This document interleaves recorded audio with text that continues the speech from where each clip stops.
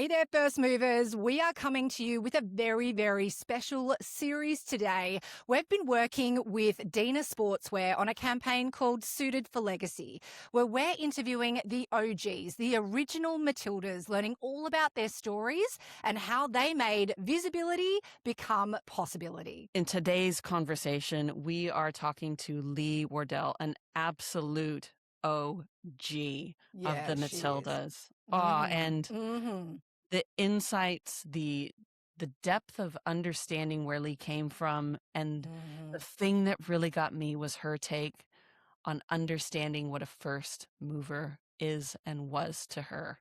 Oh, for sure. I think out of all of these episodes, there is a line in this episode, in this conversation with Leigh, that I think just like floored us both, right, Cass? It was that one liner, that clanger that really helps people understand what a first move truly means.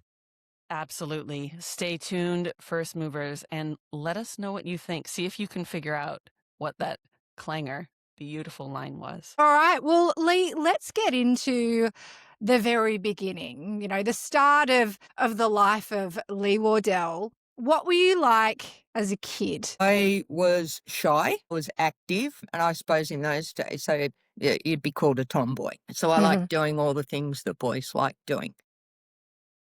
Like what?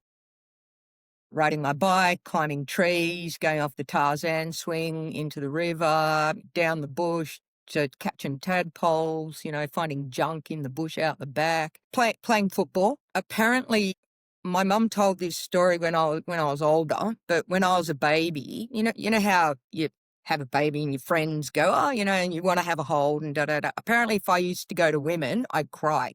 If I used to go to men, I'd be fine. So looking back, I'm thinking maybe that was a sign. What do you think it was a sign of exactly? That I would feel okay being in a kind of dominant male environment. Maybe I function okay in that. I function better in that environment than I do with females. Yeah. Because I worked in a male dominant area. Yeah. And I chose a sport in a male dominant area when it started. But I'm the perfect combination of my mum and dad. My dad was a football coach. My mum worked for an insurance company, and that's my life, was my life.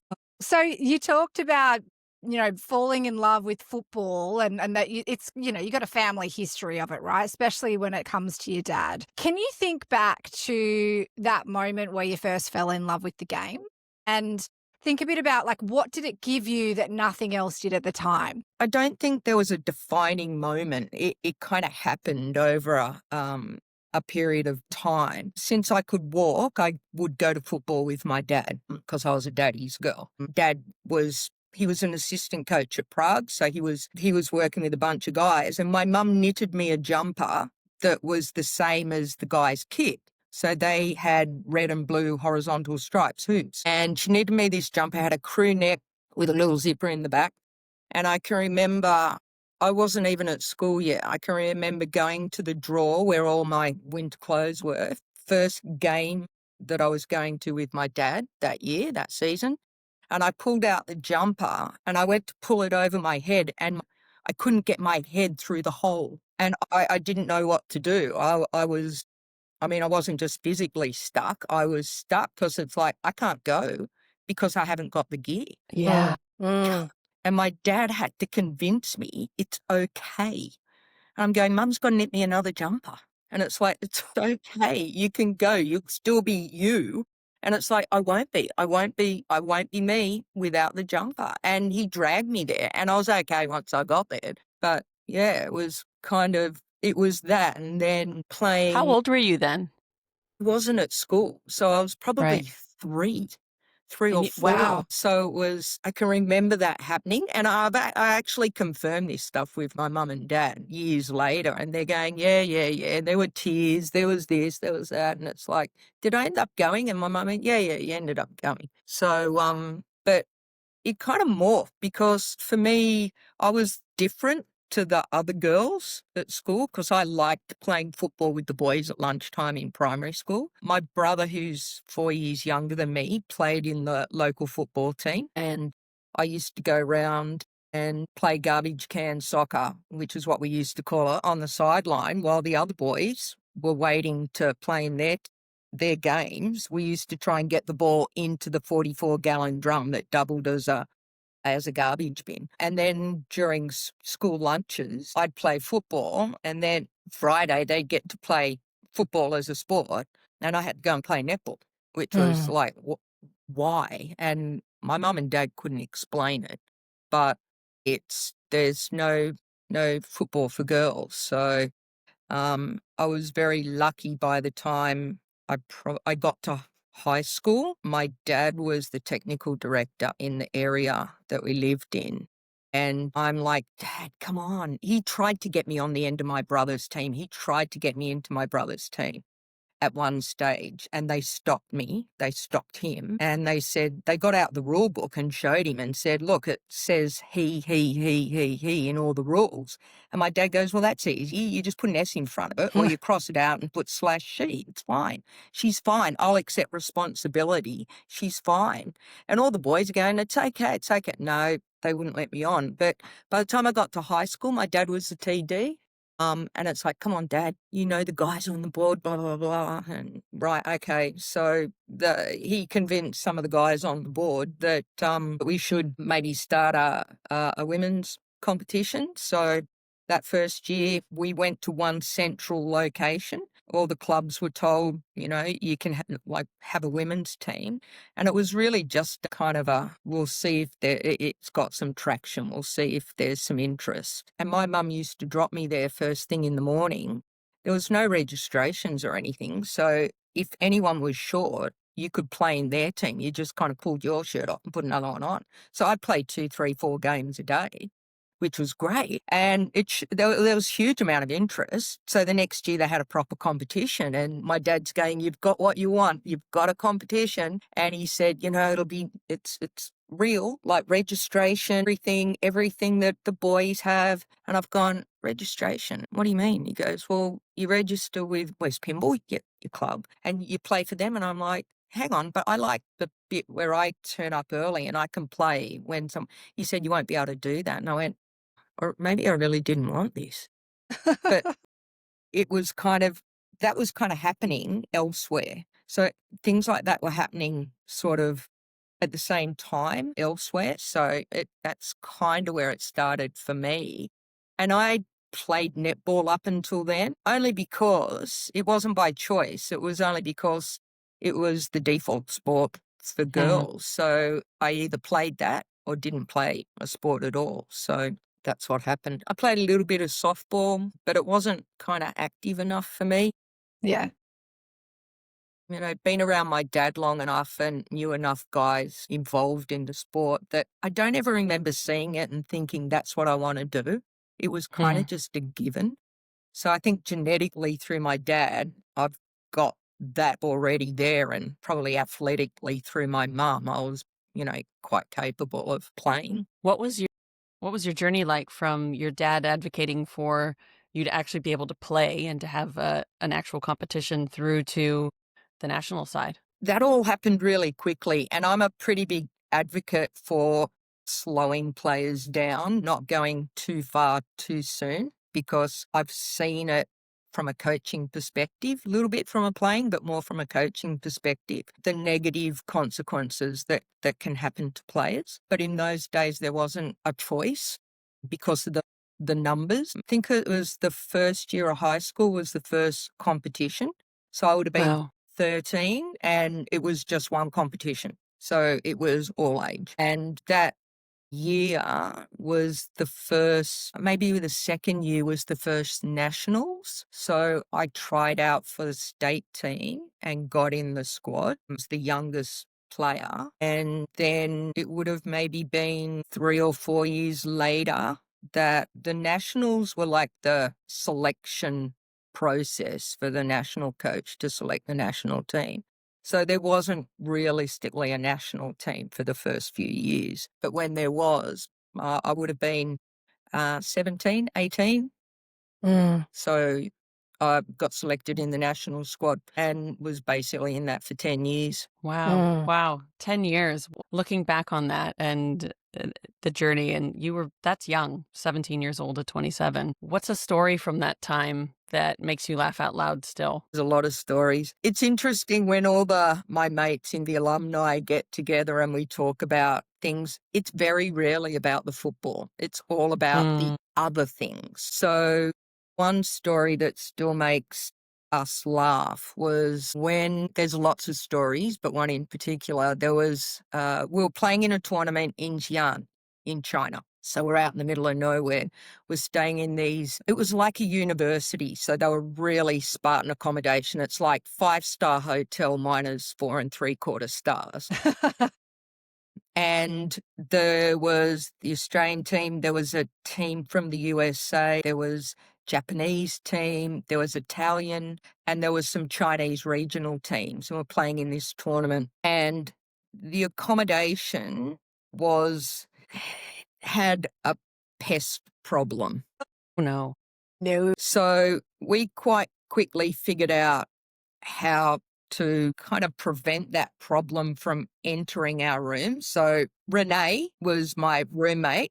So Raf and I figured it out. Anyway, really, really late one night, could have even been really early in the morning, we heard screaming from upstairs. The Australian team was on one level. The other teams were on other levels and in other wings. So we heard this screaming from upstairs and we first thought, something's happened. Maybe there's a fire. Maybe you have to evacuate. And it was like, oh, shit, what do we do? And we went out of the room into the hallway and there was heads sticking out and everyone could hear it. Raf and I went down the end of the hallway, up the stairs, and the Italians were running up and down the hallway, screaming, Mickey Mouse, Mickey Mouse. And Raf stopped one of them and she said, mate, they're not mice, they're big rats.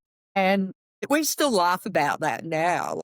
We've told that story hundreds of times, but the Italians were absolutely, you know what the Italians are like? I mean, they're kind of, they do a lot animated, of just like Mickey they're Mouse. animated. Yeah. Well, they Exactly. obviously didn't know the word for rat, so the closest thing they could do was say Mickey Mouse, but there's lots of funny stories that we've told, but that one sort of stands out. Gosh, I can imagine being on tour. There are many a story that you've got up to. We've spoken to some of the other players and the pranks that came up against each other, team on team. Hang on. What happens on tour should stay on tour. Until you're on a podcast to learn about how it all works. No, nothing too bad. Nothing No too names bad. were mentioned. Thing I learned from doing dodgy things was you can do dodgy stuff. You just got to make sure you don't get caught. Yes, exactly. Great advice, Leigh. I love it. Oh, gosh. It's just a life rule. I love that. It is a life rule. I mean, look, sport teaches us so many different things. It's how to have fun. It's life rules like doing dodgy things and not getting caught. But when it came to, I guess, your era, sport on the field, the support that you got, I guess, as teams, it's a really, it's quite far away from the support that many of the teams get today and the spotlight that they have compared to when you played. So for you in those times, what was it that kept you showing up year on year? I mean, competitive spirit might be one thing, but what was it that kept you coming back?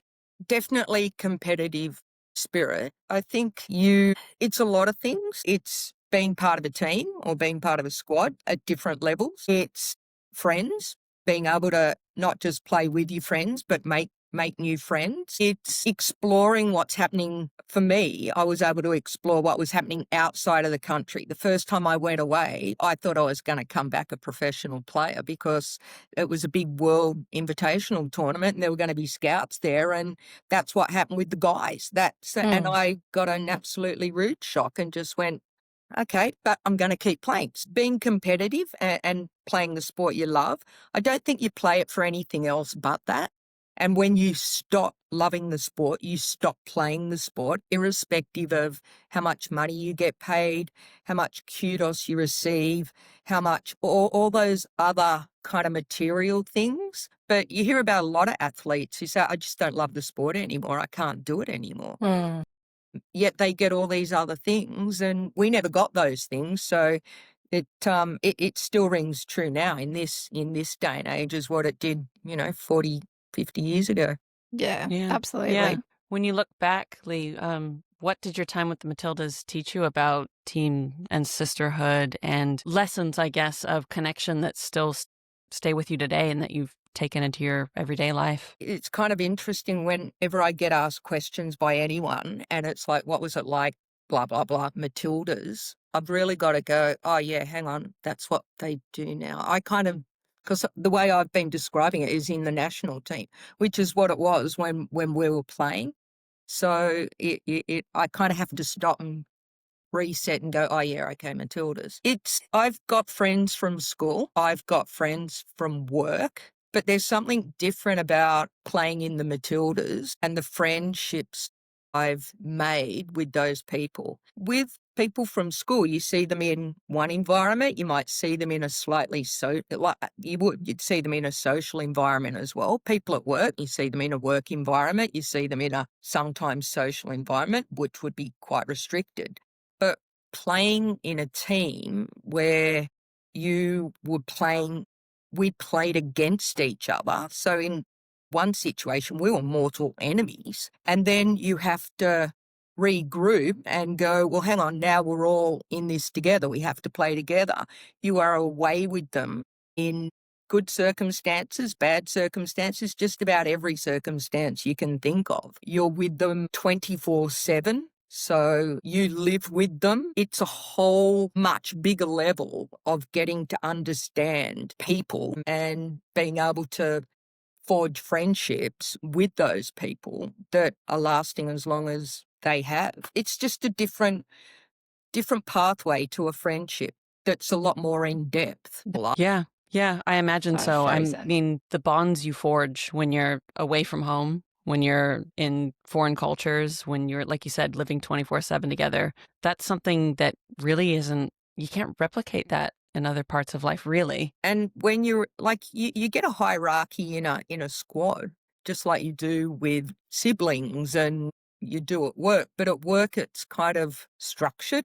And at school, it's kind of structured. So not so much, but there's so many complexities in that environment that the friendships you do make tend to last a long time. I can see someone now that I haven't seen for 40 years, and we can just kind of pick up where we left off. Yeah, that's magic. Which is kind of crazy because it'll be a memory that connects us. It'll be, I remember when this happened or remember when that happened.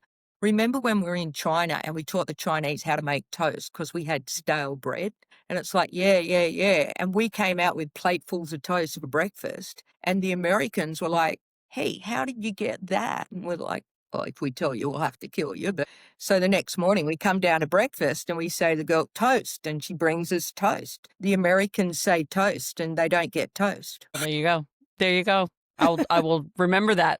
Nothing No toast against for the me. Americans. Yeah, and then another day we taught them how to make pancakes. The kitchen where we were left a little to be desired. Yes, she's back. So, Leigh, one of the things that we know when it comes to women's sport is that uniforms, whether they are a good fit or a bad fit, they really say something about the culture of the times. If you think back to your time in sport playing for the Tillies, what did your uniform say about women's sport and what do you wish that it said? Well, in the really early days, our travelling uniform was just our tracksuit. And then the kit we wore was supplied by the Australian Women's Soccer Association. So it wasn't really ours, it was theirs, and you had to give it back. Although some people did, obviously keep stuff. I never did. I was too honest. It when I look back now, it was crap.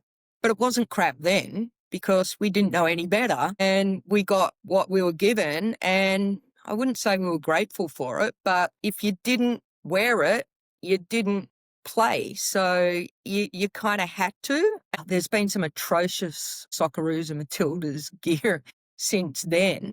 I don't like wearing things I don't like, so it was kind of hard for me. But it was just what you did, and it was probably more about playing for Australia and having Australia on the shirt, then maybe the gear, you kind of have to redirect your sort of thinking to it's an Australian shirt. Doesn't matter how crap it looks, it's still an Australian shirt. It's a symbolism, isn't it? It is. Some of the off-field, some of the traveling gear, we were playing again in China, and they had like tailored jackets and skirts and shirts, and like I am not a dress person because I don't find them functional at all. And everyone was just like, oh my God, we have to wear these. We don't really want to wear them, but we're going to have to. And we did. But the worst, I think, traveling gear we had was selected by the woman who was our tour leader, who was an older woman, and it was like bottle green bomber jacket with pants and this like lemon shirt. Everyone just went, I'm thinking, I can't do this. I cannot do this. And the gear was so bad. When we were coming back, we came through Hong Kong and everyone said, okay, we're going to ditch the gear. We'd rather wear our tracksuits on the plane. We're going to ditch the gear. So this is the plan. Garbage bags, gear in the garbage bags, leave them in the room, go downstairs, get on the bus, and before they have time to realise that we haven't got the gear on, we'll be off. You know what traffic's like in Hong Kong? Yeah. We didn't think this through. We're in the bus is sort of edging down the street, and there's this guy from the hotel running down the street behind the bus going, you forget, with the garbage bags full of gear. No. And it's like, no. Plan ruined. Oh, no. No. Gosh, that bad. Even an Australian representative, piece of kit We're was talking that bad. A's. What was the material? Bomber jacket, parachute material? No, it wasn't parachute material. It was a cotton. So it was just like old. It would be something that you'd see an old lady wear. Gosh, And couldn't do it. Couldn't do it. It was just kind of, that's what a lot of us were, we can't wear these. We just can't wear it. But we had to. Gosh, We had to. man. You started your story out with the knitted jumper that your mom made. Yep. And now you're wearing this blazer, bespoke, made for you. Tell me, how much does wearing something made for you and not borrowed by men or chosen by somebody else change your confidence as an athlete? Well, just the tone of my voice in the last story about how we had to wear this stuff that we hated wearing because it didn't look good. I think you can change your mindset, but you're better off not having to. So if you feel good, you probably play good. I can remember the World Cup 23, I'm in the FIFA area, and all the FIFA people have these really nice navy blue suits with FIFA on it and white sneakers, and they all look the same but kind of different, but they all look good. We see, lots of teams now, club teams, like WSL teams, and they all wear cool gear in national teams. They all wear cool gear and they all look cool and they act cool. And not that we probably would, but, relatively speaking, they feel good about themselves. They feel good about being out and showing that gear. They feel good about being a group. And I think having this gear, which is really nice jacket, I really like tailored stuff. So my most absolute favourite thing to wear is my navy blue tuxedo. So this comes very close to that. So I think if it makes you feel good, then it's got to be a big positive. And if it can also provide some way of, without having to talk to people, saying who you are, where you come from, what you do, I think you can actually project that a lot better if you feel good about what you're wearing. That's right. It's the confidence that goes with it. And when you think about confidence and the clothes that you're wearing and feeling good, maybe even your blue tuxedo, what does tailoring mean to you beyond clothing in life and identity and in who you've become since the Matildas, since sport? When I think about tailoring, we use that word a bit from a program perspective. So where I've worked for the last 20-something years, we had a tailored program for the kids. So it meant looking at each individual player and placing them where they're best suited. Then we would talk about, are they in a safe space? Is that good for them at this point in time? Can we stretch them? Is that good for them at this point in time? And can we stress them? Will that be good for them at this point in time? Or will it be either of those three things at any point in time? So we were looking at tailoring the development program to each individual player, which is what development really is. So I like to think of it that if you are going to tailor something or have something tailored for you, you are the person that is at the center of that. So it's not just from a clothing sense, but from a life sense. I mean, I tailored a system of work to suit what we do specifically because it was a generic system, and it was like, you can use this, don't need to reinvent the wheel, we just need to change it a little bit. So we tailor it to suit what we do. So I think with what we have now in relation to not everybody, I suppose, but the way we think and the capabilities we have from not just a physical perspective, a mental perspective, but from a technology perspective, we can tailor anything to Absolutely. suit an end product or an end objective, or to try and improve what we do. I mean, school realistically was generic. Everyone goes in, listens to the same thing, does or doesn't. But you have a tailored education program, it's going to benefit the individual. Yeah, it's all about personalisation, isn't it? It's about evolving, and It is. that's certainly what I guess that tailoring does for us, whether it's in our clothing, in our life, the way that we need to feel recognised in terms of our identity. It's really critical that we start to move towards personalisation. And I think that's a really interesting segue into what Dina is doing with this Suited for Legacy campaign, with these incredible blazers. I can even look at you now and I see that AUS football, and I know that some of the personalisation on this blazer is your number, and those little elements, they make such a big difference and shows so much thought in terms of what Dina's put into this. How do you, when you look at your blazer, when you have it on, when you start to consider the concept of this campaign and this blazer in itself, how do you see brands like Dina influencing the future of women's sport? So not just about aesthetics, but culturally with kit like this. I haven't worn this yet.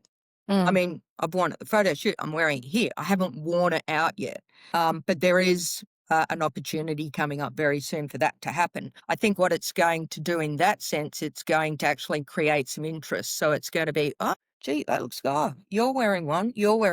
How come you guys are wearing that? So it's going to generate some interest. They're going to start asking questions. It's like, oh, what does that mean? What does the thing on your back mean? So it's going to generate some conversation, and maybe it might start some other sports or some other areas to do the same thing, so that it might start a trend. You can go to a game and you can wear the alumni gear, but this is kind of a special gear. It actually elevates it, and it kind of puts you in a little bit more of a special position, I think, in relation to being able to promote what Dina has done, how they've done it, and I think probably more importantly, why they've done it. So I'm really looking forward to wearing it. Yeah, I think it looks amazing, but your comments around the conversation that it will start, even as you were talking, when you said, people will ask, what's that stitching at the back? What does this mean? It's almost the mystery and personalization that draws people into that moment. And that's where you capture the hearts and minds. That's where we have those conversations with people in the moment where they're ready to hear perhaps your stories and what needs to change. It's really quite a catalyst moment, I think, in one small package. It's exciting. Yeah, I agree. We're going to move now into what we like to do in all of our podcasts and interviews, Leigh, which is to talk a bit about being a first mover. And one of the things that we do is we go through our first movers framework, which I'll explain to you in just a second. But the first question that I want to ask you is about what being a first mover means to you. And I'll explain, I guess, our definition to just give you some context. So in the world, we believe as an organisation and as individuals that in order for the world to meet its full potential, We need people that are prepared to move first, to actively shape the environments that they're in so that everybody, I guess, has that opportunity to be better, so the world can meet that full potential. When you think about your life, your experiences, your moment now, what does being a first mover mean to you? It's kind of interesting. You don't realize you're a first mover until after the second move. Do you know what I mean? So everyone says, you played in the first A International, which is technically correct, incorrect, but whatever. You played against New Zealand in that game, Seymour Shore Park, blah, blah, blah, blah. And they asked me questions about it being the first. And I'm like, we didn't actually realise that. We didn't know that. That was only applied retrospectively. I've been in a lot of firsts. Like I was in that first. I was in the first state squad. I was the first female in our department at work. And that wasn't until 1993. And I'm thinking, how am I the first? And it's not like I went there to be the first. I didn't know I was the first until I was there. So I think I've kind of fallen into being the first in things. But I understand what you're saying about people wanting or people identifying that there isn't someone doing this, so they want to be the first. So it's more a thought out thing. I think it's really important, and it can happen either way. But I think when people ask me about things, I like to tell them I'm the first, because being first is kind of different. I'm not like everyone else. I'm different. I always have been different. I was different as a kid. I'm different as an adult. Been different at football. I've been different at work. So it gives me a point of difference that not a lot of other people have. It's only other people who have done that first. They may have done it in another space, but I like to read about firsts. Just reading things that come across my, different social media platforms. All these women that were first at doing things that you never knew about. Do you know that that's got a name? No, tell us the name. So it's called the Matilda effect. Yes. So there are, I don't know how many in so many different areas where women have done things and it's been hidden for different reasons. Some of them cultural, some of them financial, some of them all sorts of reasons.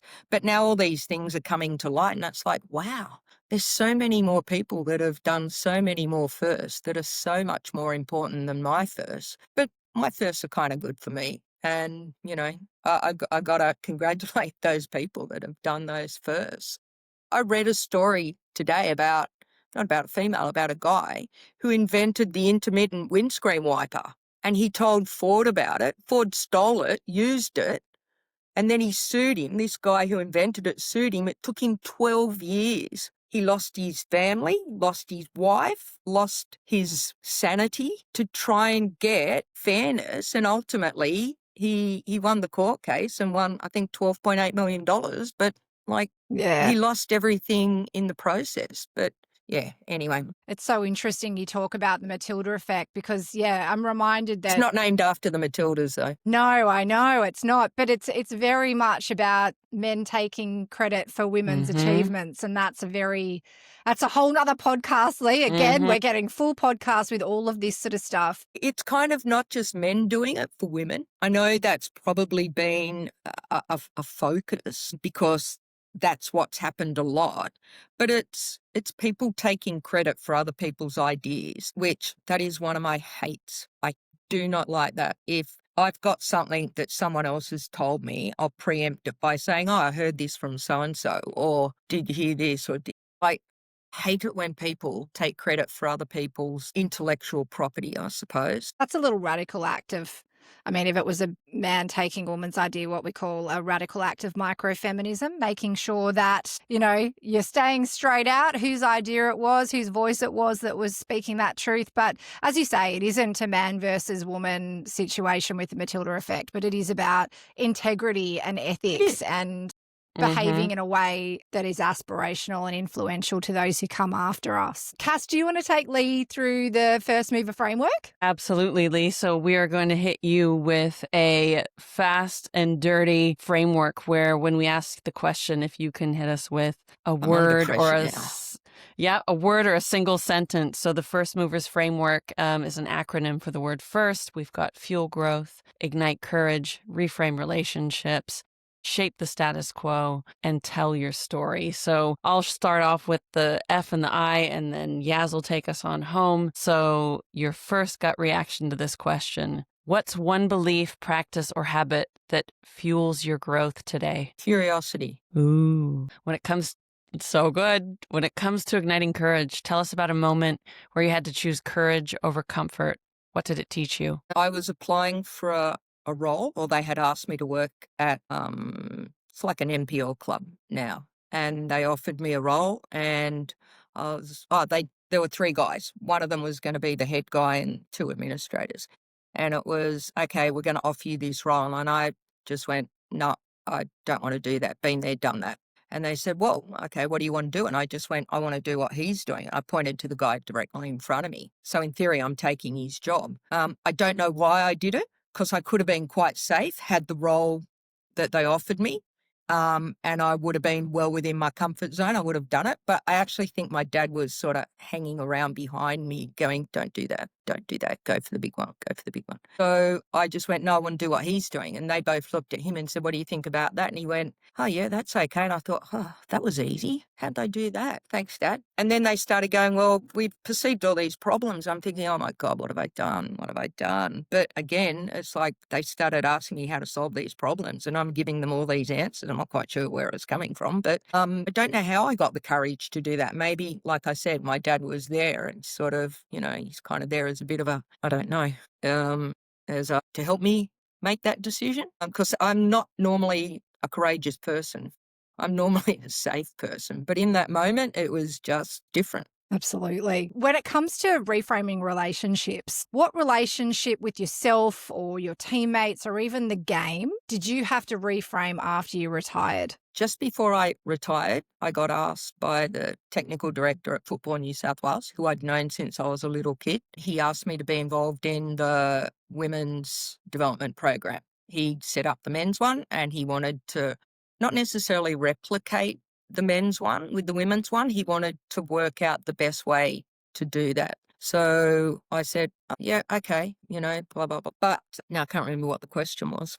It was about what relationship with either yourself, teammates, or the game. So I went from being a player to being a coach, had to think about absolutely everything differently. Not only did I have to think about it differently, as a player, I would say I had very limited input by coaches. Generally, they would be saying things like, you just go out and play your game.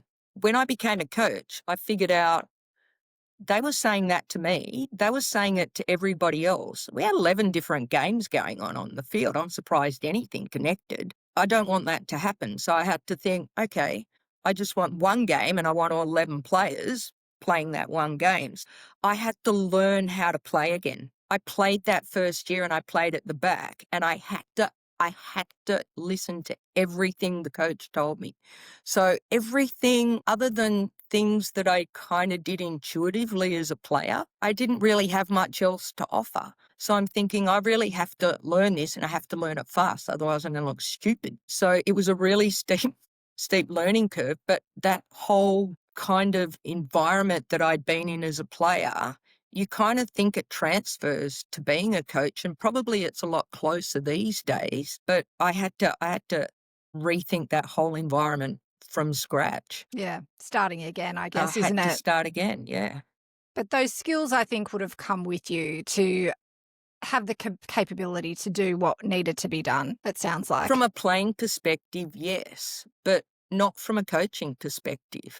I think if you, for me, if I coached the way I was coached, I'd be doing a disservice to the players. Yeah.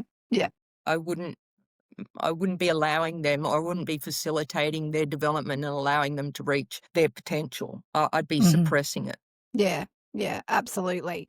Okay, when it comes to shaping the status quo, what's one outdated assumption in women's sport that you want to see shaken up for good? People don't want to watch women's sport. Huh. Absolutely. That needs to be shaken up for good. Every conversation that we've had has said that because people are turning up in droves, watching broadcasts, Yep. everything. It's here to Yep. stay. And so that assumption needs to be shown the door. Final one for you, Leigh, is around telling your story. You've shared so much with us today, so many insights, some nuggets of gold, who your biggest supporters have been, the moments that you've chosen courage over confidence or not before you had confidence. Now, if your legacy, your career, your life was a headline today, right now, what would it read? She was a good person. Tell me more about that. Lots of coaches, and I was listening to something that Tony Popovich, it was a change room talk. It was in a change room, but it was about the program at one of the clubs he was coaching. And he was really focusing on you need to be a good person before you can be a good player. I will do anything for you if you do the right things at the right time, if you're a good person. But if you don't, I can't. That's something that I learned a long time ago.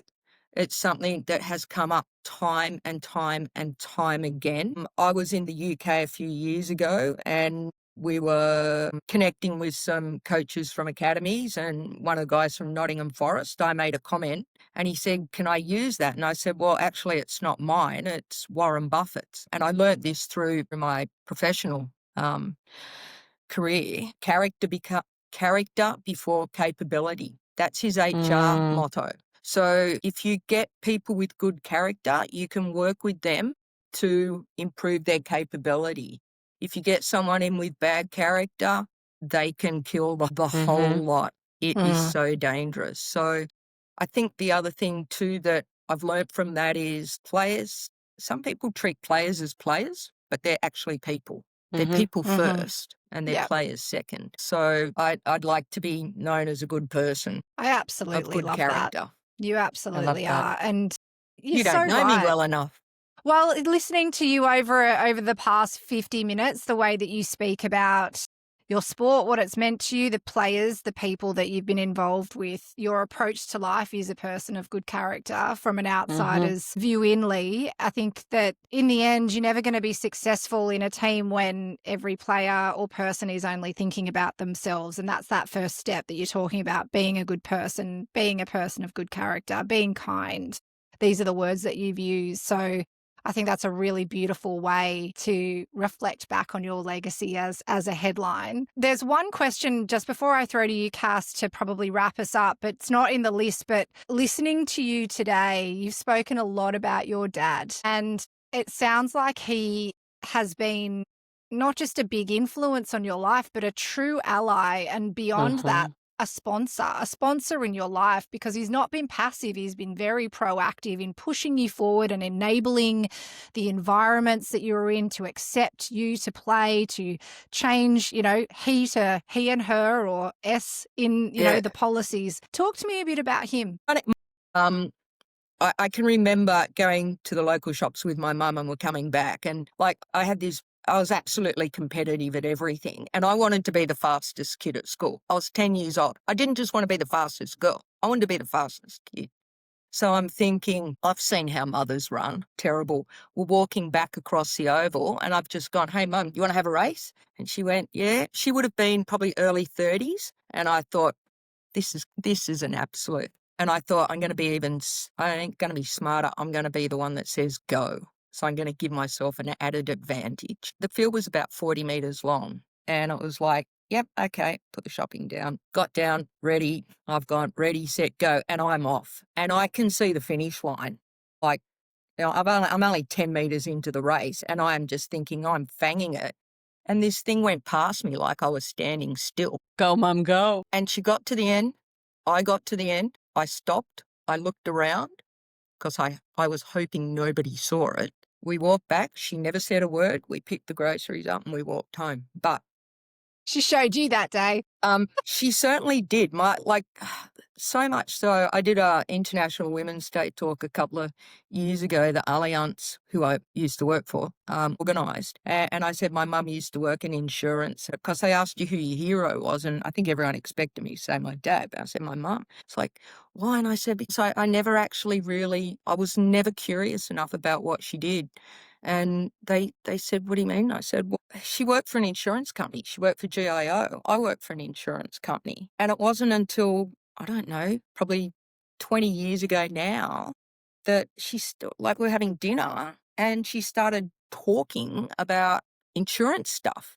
And I'm like, what are you talking about? And she said, I don't know. It's something you just said, all the commercial rates for properties just popped into my head. And I went, what did you actually do at the GIO? And she said, what do you think I did? And I said, well, actually, I thought you were just in the typing pool.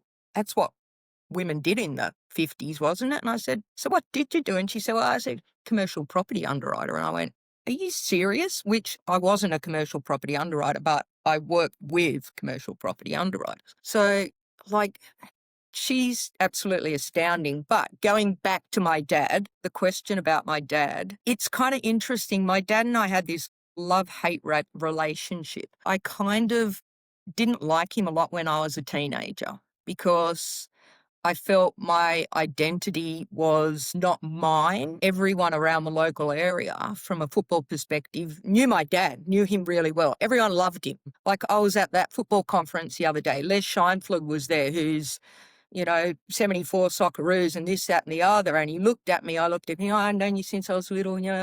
My dad, Dave Wardell, a wonderful man, blah, blah. I was so much like my dad that we clashed. And I didn't realize that. It was kind of interesting because everyone thought he was a great guy. And I'm thinking, you didn't have to live with him. It's totally different, but it's probably, my mum and my dad my dad passed away a long time ago. It's sort of learned to understand him more now and since he's passed away than I did when he was there. We were kind of an interesting pair. They both had a sense of right and wrong. And it's probably the thing that we learned most from them. They had a sense of fair.